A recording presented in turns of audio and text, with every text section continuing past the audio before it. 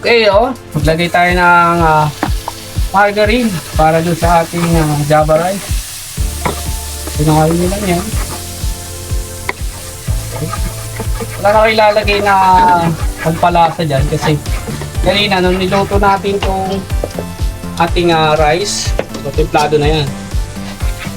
Sa mga hindi pamilyar, no?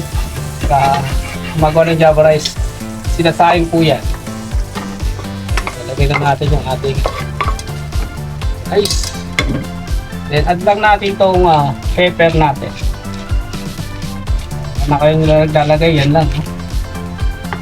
Saka natin hahaluin para kumapit yung ating margarine sa ating rice. Shuffle nyo lang. Hindi na mag-shuffle. Hindi kayo masyadong sanay, pwede lang durug-durugin lang. So pagka mag-ano kayo ng rice nyo, so dapat yung klase ng rice nyo yung buwag-bag, no? Hindi yung malagkit.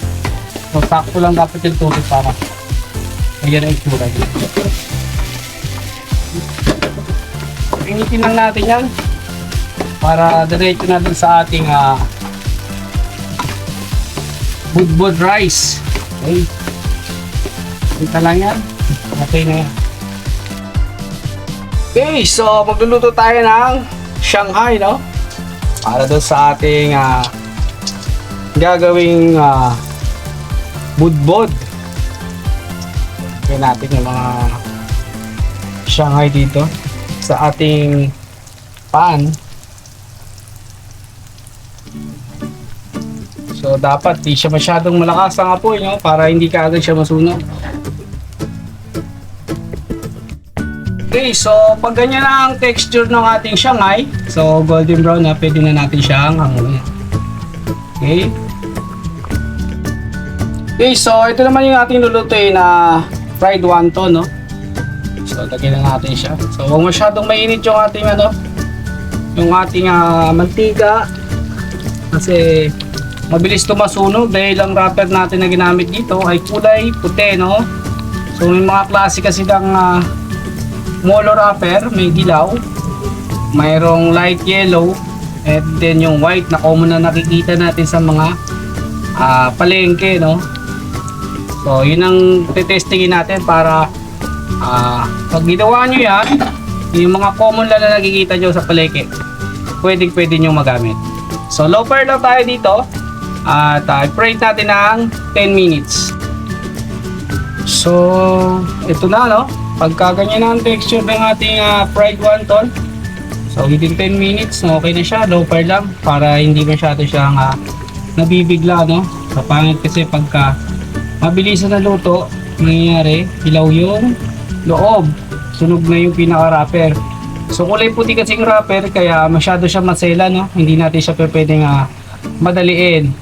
So pag nagluto kayo, make sure na mahina lang inyong apoy. Okay?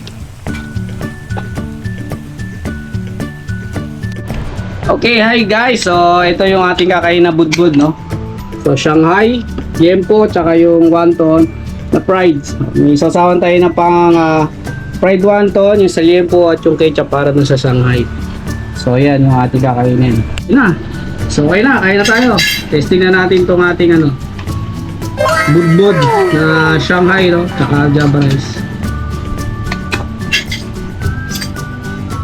Ito natin yung kombinasyon ng ketchup lang tsaka Shanghai.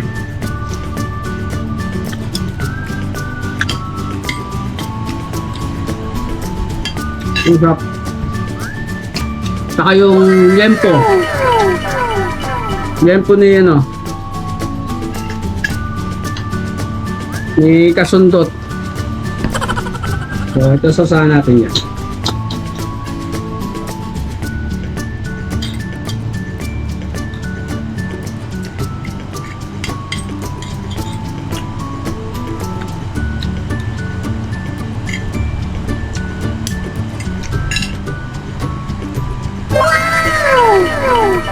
Fried wonton.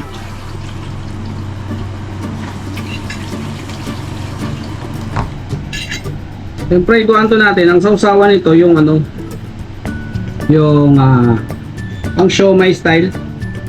Chili sauce, kalamansi, tsaka yung toyo.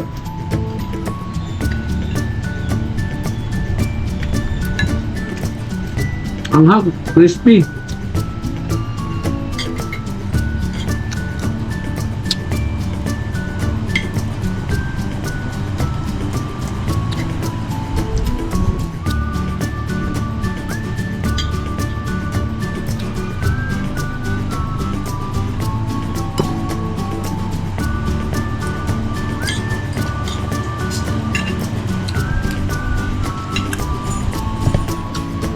So ito na, no? So yung shanghai natin, ginawa lang din natin. And then yung ating liempo, tsaka yung fried wonton. So ayun. Dahil lahat ng gumawa niyan, salamat sa mga viewers natin para sa ating anniversary vlog. For 1 year na tayo. So ito yung ating budbud recipe ni Chef Binoy. At maraming salamat sa mga manonood. Thank you.